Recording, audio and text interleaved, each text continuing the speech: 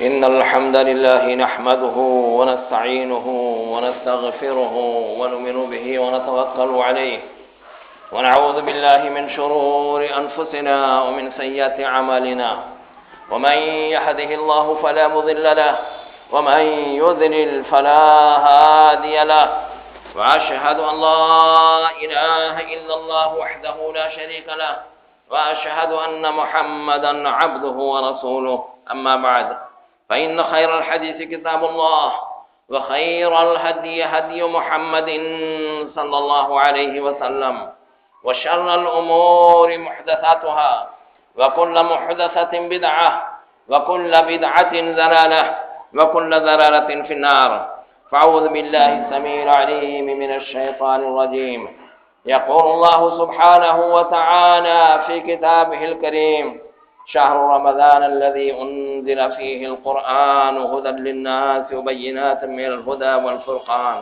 فمن شهد منكم الشهر فليصم ومن كان منكم مريضا أو على سفر فعدة من أيام أخر وقال النبي صلى الله عليه وسلم إذا دخل رمضان فتحت أبواب السماء وفي رواية فتحت أبواب الجنة وفي رواية فتحت أبواب الرحمة وغلقت أبواب جهنم وسلسلة الشياطين متفق عليه.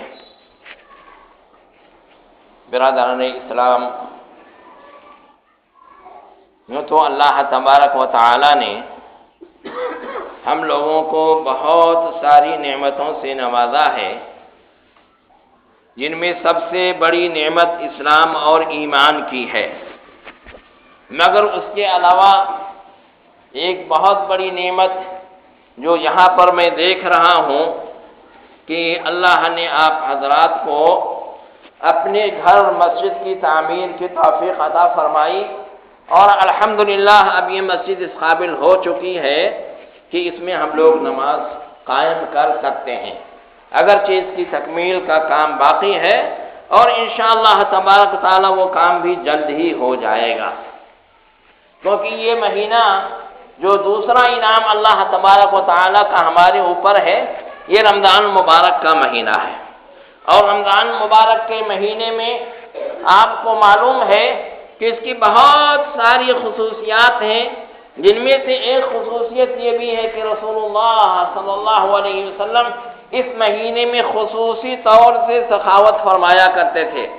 آپ کو حدیث معلوم ہے کہ وارد ہے کان النبی صلی اللہ علیہ وسلم اجود الناس بالخیر، رسول اللہ صلی اللہ علیہ وسلم لوگوں میں سب سے زیادہ سخی تھے، اور خیر کو اللہ کی راہ میں، مال و دولت کو اللہ کی راہ میں سب سے زیادہ خرچ کرنے والے تھے۔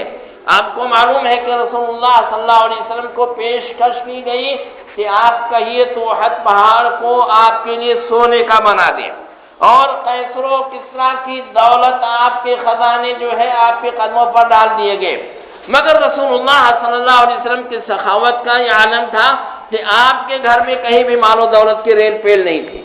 کبھی کبھی تو مہینے گزر جاتے تھے، آپ کے گھر میں چولہا نہیں جلتا تھا، آگ نہیں جلتی تھی، کھانا نہیں پکتا تھا، کھجور اور پانی پر جو ہے گزر بسر ہوتا تھا۔ یہ کیوں ہوتا تھا؟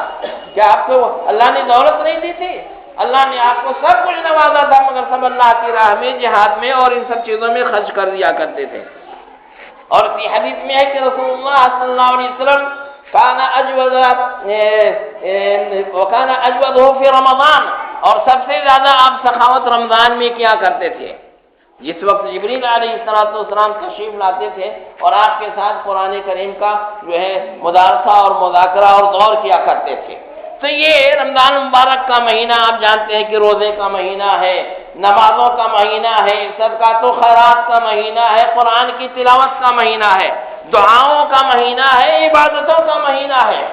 یہی وہ مبارک مہینہ ہے جس میں اللہ تبارک و تعالی نے قرآن پاک کا نزول فرمایا، شہر رمضان الذی انزل فیہ القرآن۔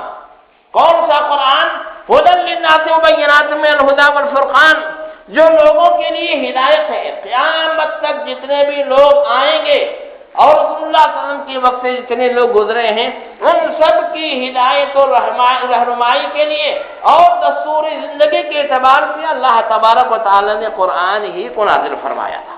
تو اسی مبارک مہینے میں اللہ تبارک و تعالیٰ نے لوگوں کی ہدایت کے لیے اور حق و باطل میں جو ہے فرق کرنے والی واضح نشانیوں کے ساتھ قرآن کریم کو نازل فرمایا تھا۔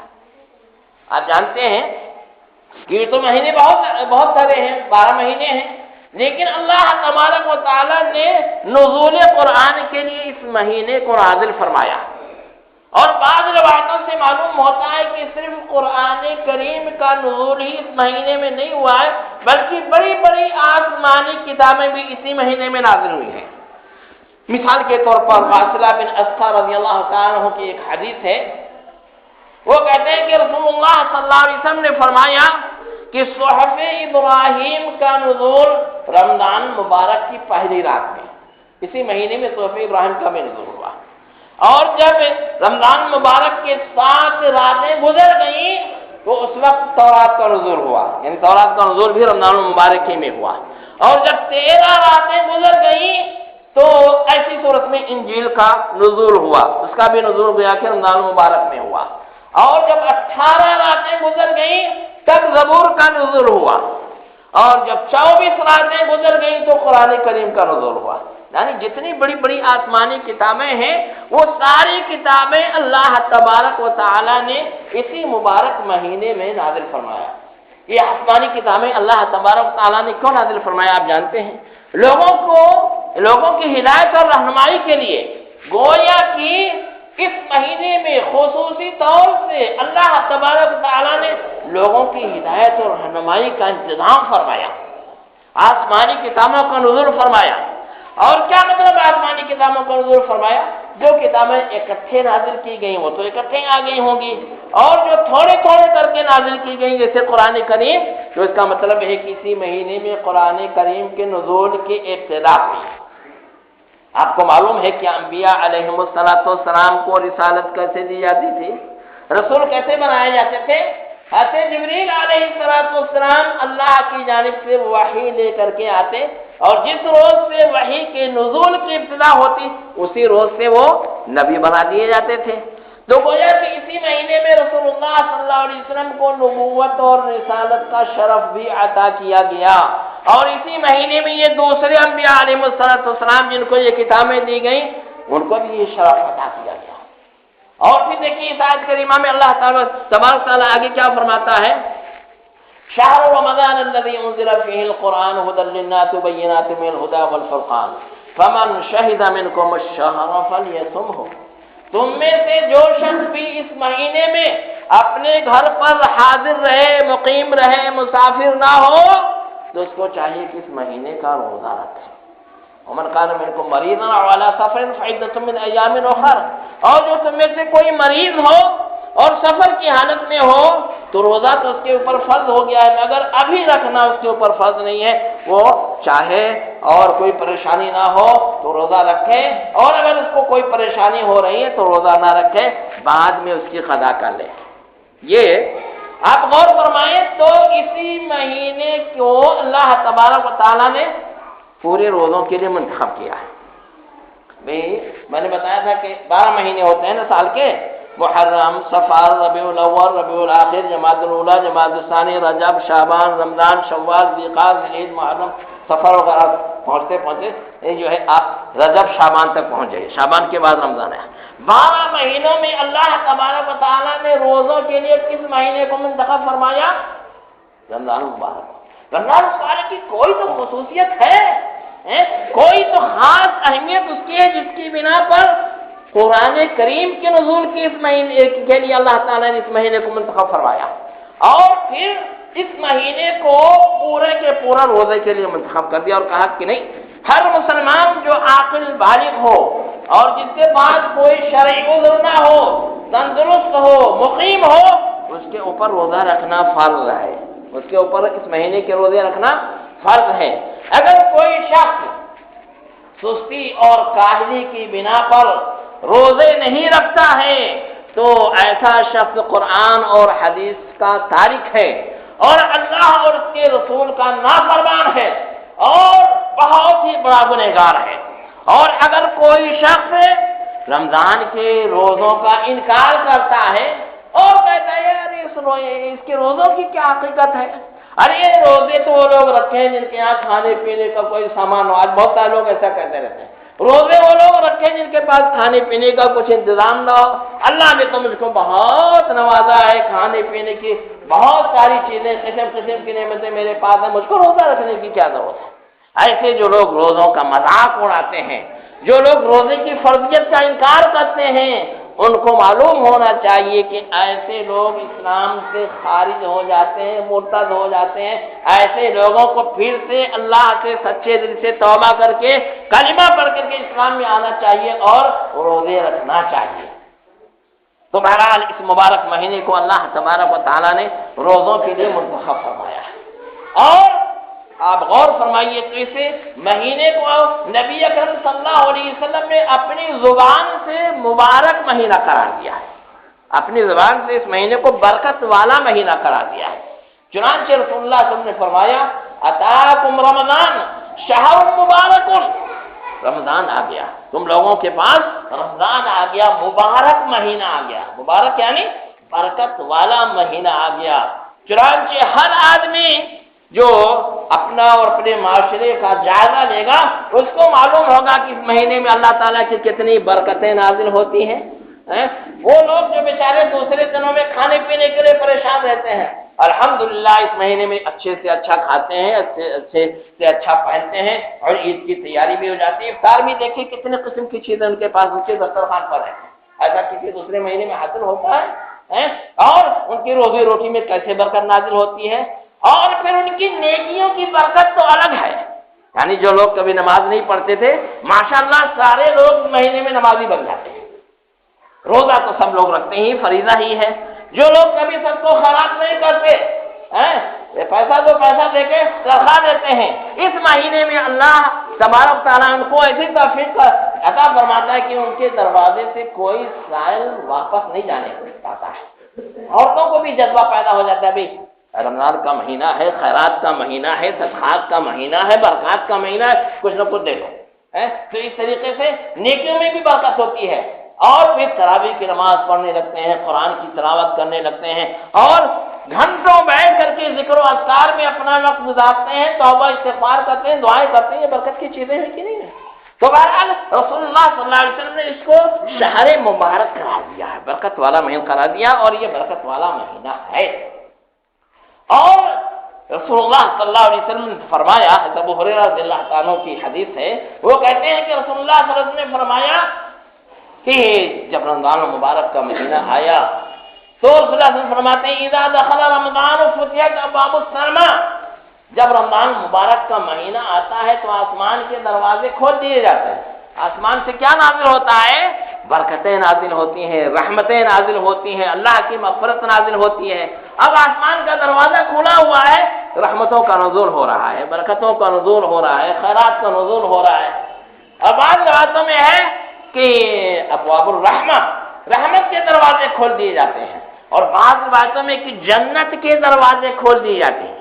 جیسے رمضان مبارک کا مہینہ آتا ہے جنت کے دروازے کھول دیے جاتے ہیں، حقیقت میں بھی جنت کے دروازے کھول دیے جاتے ہیں تاکہ اللہ کے نیک بندے جو اس مہینے میں خوب محنت کریں گے، خوب نیکیاں کریں گے، خوب عبادتیں کریں گے، جیسے ان کا انتقال ہو آ جائیں ہماری جنت میں اور ہماری رحمت میں۔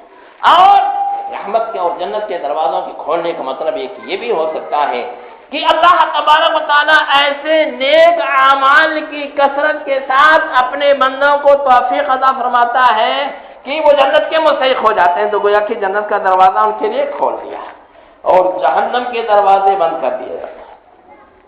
اور اب لوگ بھائی دیکھیے، جو لوگ دوسرے دنوں میں شراب پیتے ہیں ان میں سے اکثریت کو آپ دیکھیں گے کہ وہ شراب کھانے کا راستہ چھوڑ دیتے ہیں، ادھر جاتے ہی نہیں کہ نہیں جائیں گے تو کہیں شیطان بہکا نہ دے، شراب چھوڑ دیتے ہیں۔ جو لوگ بے نمازی ہوتے ہیں وہ نمازی بن جاتے ہیں۔ جو لوگ اور کسی قسم کی برائی میں ملوث رہتے ہیں ان ساری برائیوں کو چھوڑ دیتے ہیں۔ تو یہ ساری برائیاں جب چھوڑ دیا انہوں نے تو جہنم کے دروازے کو کھلنے کی کیا ضرورت ہے؟ تو اس طریقے سے اللہ تبارک تعالیٰ بندوں کو برائیوں کے ترک کی بھی توفیق عطا فرماتا ہے اور زیادہ سے زیادہ نیکیوں کے کرنے کی بھی توفیق عطا فرماتا ہے۔ اور آگے فرمایا کہ وصفدت الشیاطین، اور شیطان جکڑ دیے جاتے ہیں، اور بعض روایتوں میں صفدت مردۃ الجن، جو سرکش قسم کے جن اور شیطان ہوتے ہیں ان کو باندھ دیا جاتا ہے، ان کو جکڑ دیا جاتا ہے۔ شیطان کا کام کیا ہے آپ حضرات کو معلوم ہوگا۔ شیطان نے تو اول روز سے قسم کھا لیا کہ ہم آدم اور ابن آدم کو بہکائیں گے، ان کو جنت سے دور کریں گے، اللہ کی رحمت سے دور کریں گے، ان کو معصیتوں میں گناہوں میں مبتلا کریں گے۔ جب اللہ تعالیٰ نے فرشتوں کو حکم دیا کہ آدم علیہ السلام کے سامنے سجدہ کرو، اور یہ بھی فرشتوں کی جماعت میں ابلیس بھی تھا، تو سارے فرشتوں نے تو سجدہ کیا اور ابلیس نے انکار کر دیا تو اللہ تعالیٰ نے اس کو راندے درگاہ کر دیا۔ تو اس نے قسم کھائی اور اللہ سے کہا کہ مجھ کو موقع دیجیے، میں لوگوں کو گمراہ کروں گا۔ تو یہ شیطان ہر وقت انسان کے پیچھے لگا رہتا ہے گمراہ کرنے کے لیے، لیکن ان میں سے جو سرکش قسم کے لوگ ہیں ان کو اس مہینے میں اللہ تبارک تعالیٰ جکڑ دیتا ہے، بیڑیوں میں باندھ دیتا ہے، تاکہ ہمارے بندوں کو یہ گمراہ نہ کر سکیں، بہکا نہ سکیں۔ اللہ کا کتنا بڑا کرم ہے کہ جو ہم کو بہکا سکتا تھا، نیکیوں سے روک سکتا تھا، برائیوں میں مبتلا کر سکتا تھا، اس کو باندھ دیا، اس کو جکڑ دیا تاکہ یہ بندوں کو گمراہ نہ کر سکیں۔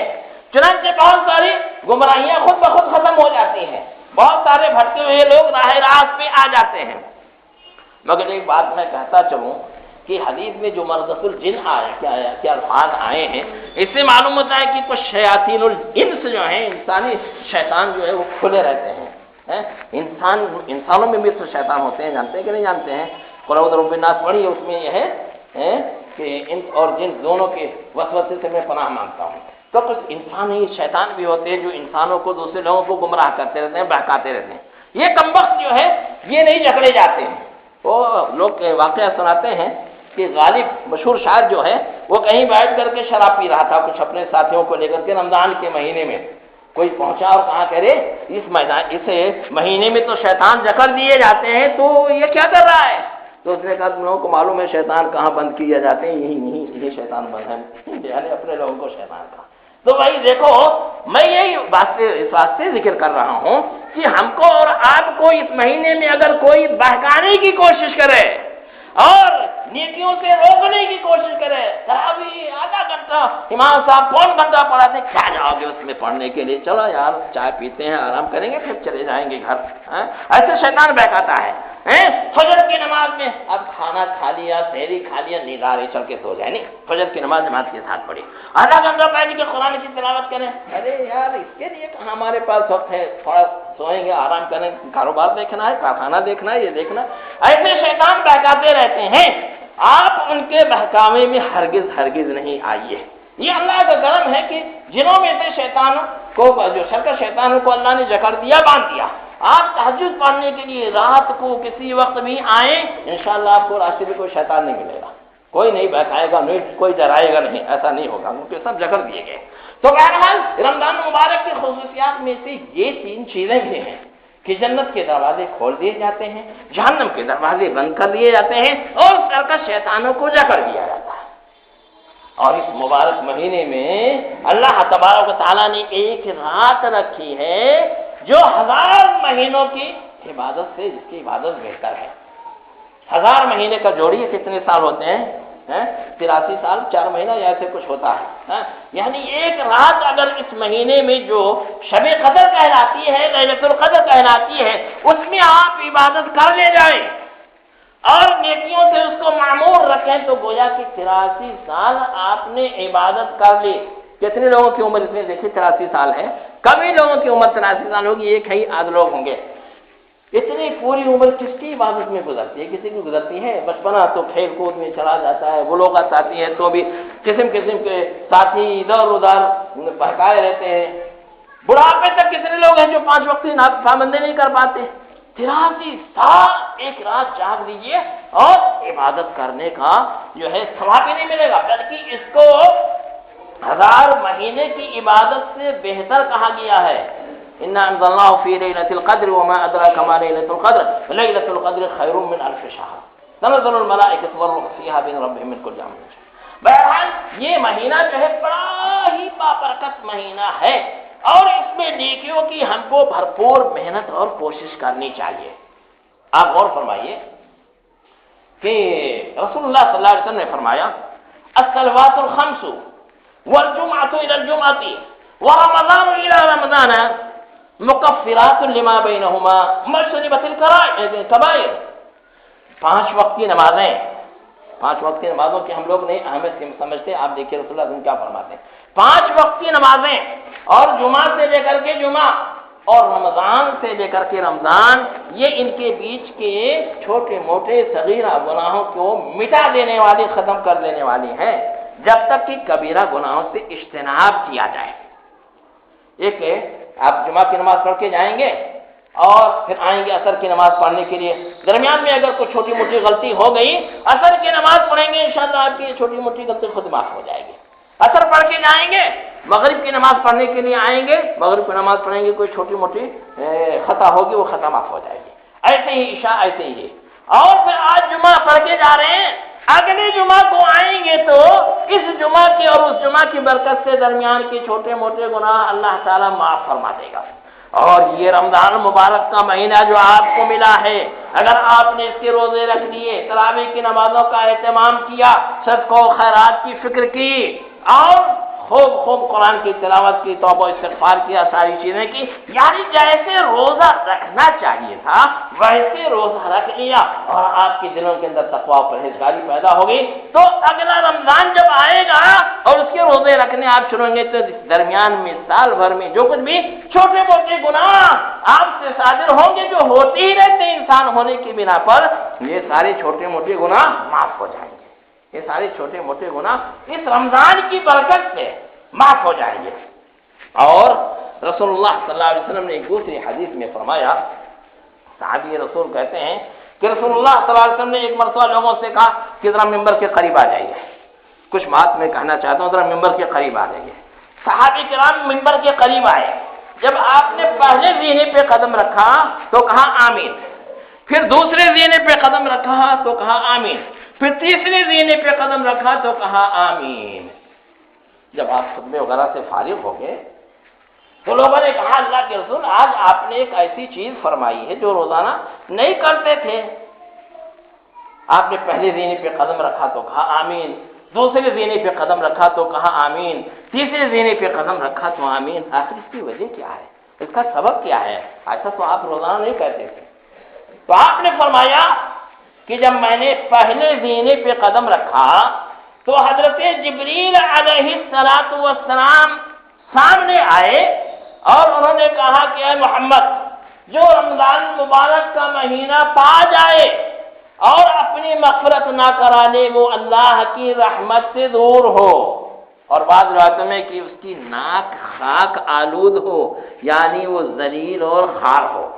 تو میں نے کہا آمین، میں نے کہا آمین۔ پھر دوسرے زینے پہ جب میں نے قدم رکھا تو کہا کہ جس شخص کے سامنے آپ کا نام نامی اور اس میں گرامی آئے، محمد صلی اللہ علیہ وسلم کا لفظ جس کے سامنے کسی کی زبان پر آئے اور پھر آپ پر درود نہ بھیجے، صلی اللہ علیہ وسلم نہ کہے، وہ بھی اللہ کی رحمت سے دور ہو، اور بعض روایتوں میں کہ اس کی ناک بھی خاک آلود ہو۔ تو میں نے کہا کہ آمین۔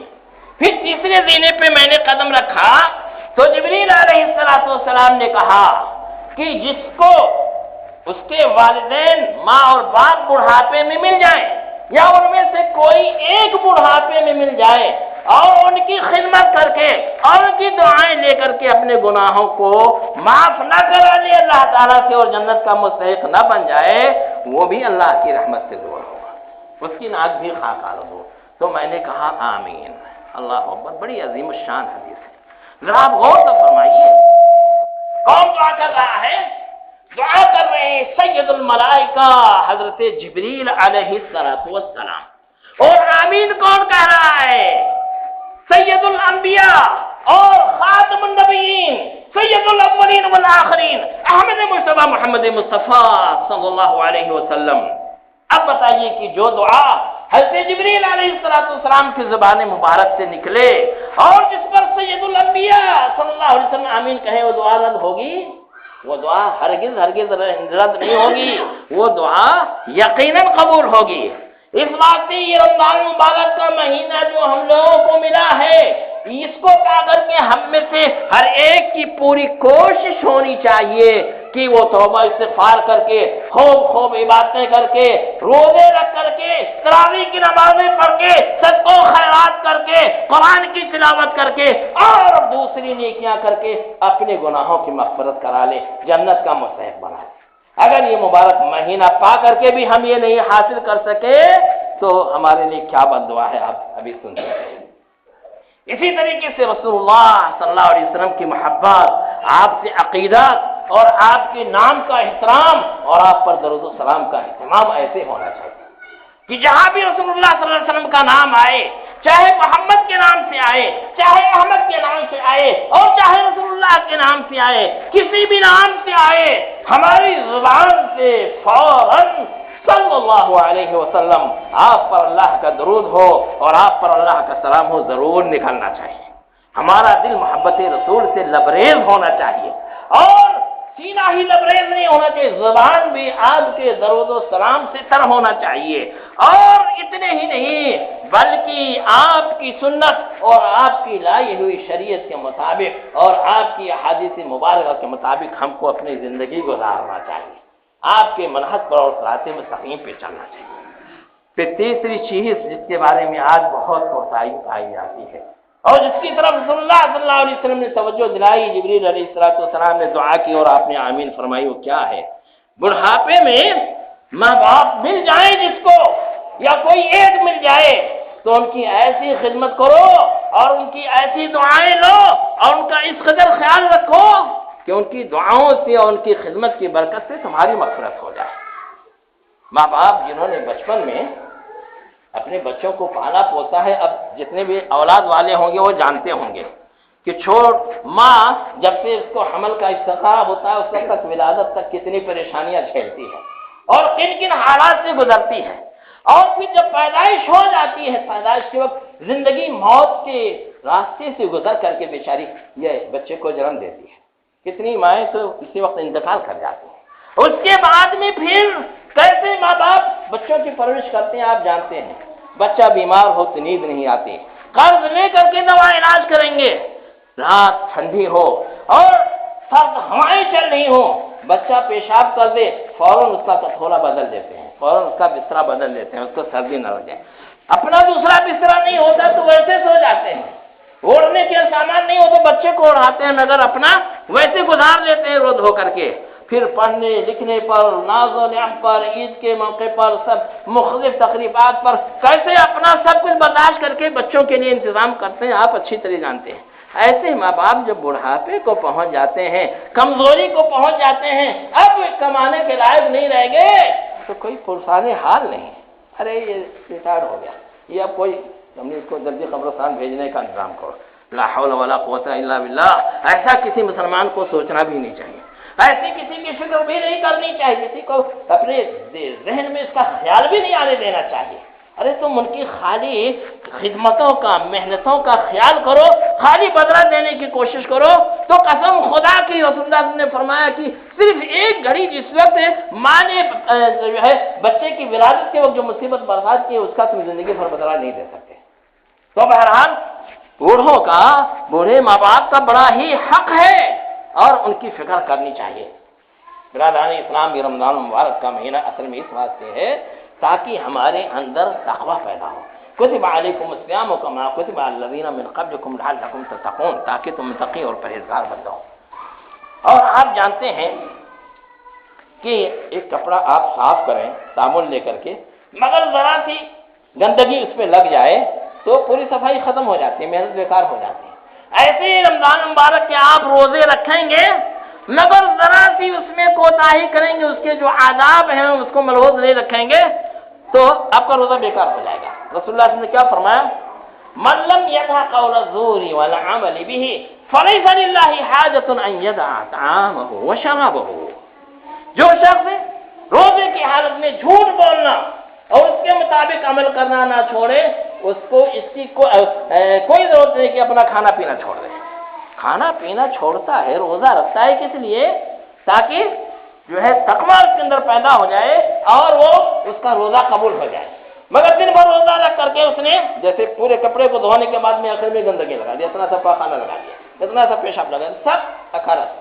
ایسے ہی جس نے دن بھر روزہ رکھا مگر جھوٹ بول دیا اور جھوٹی گواہی دے دی، جھوٹا عمل کر دیا، سب بیکار ہو گیا۔ اسی واسطے رسول اللہ صلی اللہ علیہ وسلم نے فرمایا کہ کم من صائم لیس لہ الا اللہ وکم من قائم لیس لہ الا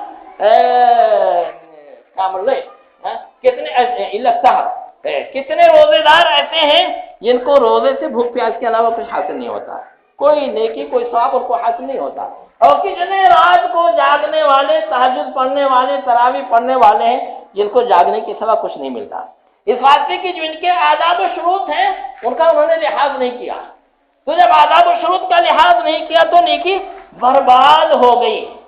بہت مشہور واقعہ ہے، آپ لوگ جانتے ہیں کہ رسول اللہ صلی اللہ علیہ وسلم نے فرمایا کہ ایک شخص قیامت کے روز، ایک روز رسول اللہ صلی اللہ علیہ وسلم نے صحابہ کرام سے پوچھا اتدرون من المفلس، کیا تم لوگوں کو معلوم ہے کہ مفلس اور فقیر کس کو کہتے ہیں؟ تو صحابہ کرام نے کہا کہ المفلس فینا من لا درہم لہ ولا دینار، ہم لوگوں میں مفلس اس کو کہتے ہیں جس کے پاس درہم و دینار نہ ہو، روپیہ پیسہ اور دنیا کی دولت نہ ہو، اس کو ہم لوگ مفلس کہتے ہیں۔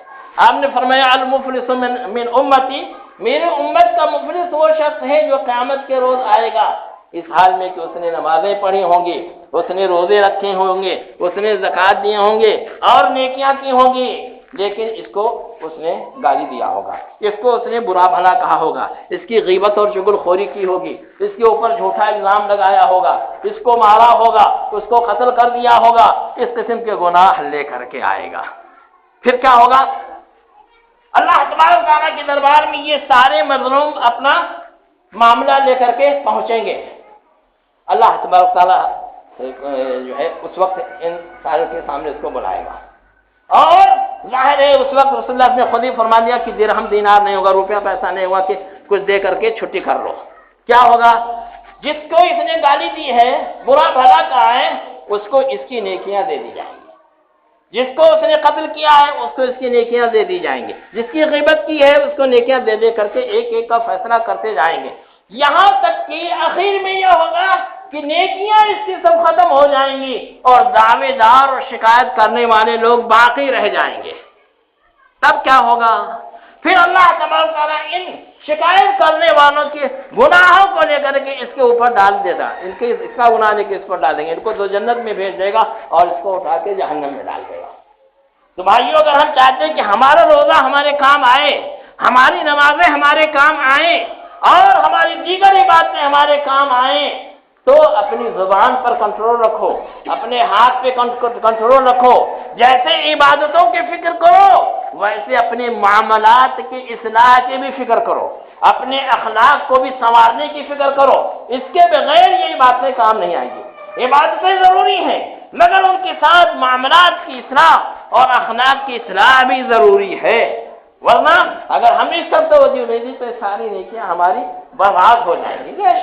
لیکن اشرکت لیحبطن عملک، اگر آپ شرک کریں گے تو سارا عمل ضائع ہو جائے گا۔ حج کے لیے کیا فرمایا؟ جو شخص حج کرنے جاتا ہے اس حال میں کی کوئی گندی باتیں اس نے اپنی زبان سے نہیں نکالی اور کچھ اور برائیاں نہیں کی، تب وہ لوٹ کر کے اس طریقے سے آتا ہے جیسے ماں نے اس کو جب جنم دیا تھا تب گناہوں سے پاک تھا۔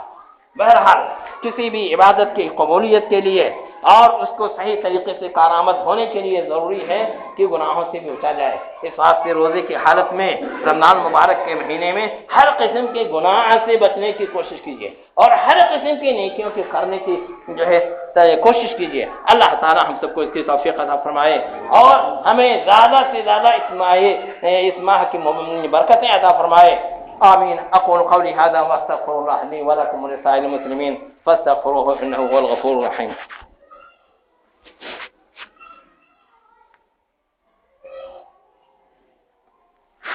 ان الحمد لله نحمده ونستعينه ونستغفره ونؤمن به ونتوكل عليه ونعوذ بالله من شرور أنفسنا ومن سيئات أعمالنا، ومن يهده الله فلا مضل له ومن يضلل فلا هادي له، وأشهد أن لا إله إلا الله وحده لا شريك له، وأشهد أن محمدا عبده ورسوله. أما بعد، فإن خير الحديث كتاب الله، وخير الهدي هدي محمد صلى الله عليه وسلم، وشر الأمور محدثاتها، وكل محدثة بدعة، وكل بدعة ضلالة، وكل ضلالة في النار. فأعوذ بالله السميع العليم من الشيطان الرجيم. بسم الله الرحمن الرحيم. إن الله وملائكته يصلون على النبي يا أيها الذين آمنوا صلوا عليه وسلموا تسليما. اللهم صل على محمد وعلى آل محمد كما صليت على إبراهيم وعلى آل إبراهيم إنك حميد مجيد. اللهم بارك على محمد وعلى آل محمد كما باركت على إبراهيم وعلى آل إبراهيم إنك حميد مجيد. اللهم انصر الإسلام والمسلمين، اللهم انصر الإسلام والمسلمين، اللهم انصر الإسلام والمسلمين، واخذل الكفرة والمشركين، ودمر جميع أعداء الدين. اللهم انصر من نصر دين محمد صلى الله عليه وسلم واجعلنا منهم، واخذل من أعرض عن دين محمد صلى الله عليه وسلم ولا تجعلنا منهم. عباد الله رحمني ورحمكم الله، إن الله يأمر بالعدل والإحسان وإيتاء ذي القربى وينهى عن الفحشاء والمنكر والبغي يعظكم لعلكم تذكرون. فاذكروا الله يذكركم وادعوه يستجب لكم، ولذكر الله تعالى أعلى وأولى وأجل وأتم وأهم وأكبر، والله يعلم ما تصنعون.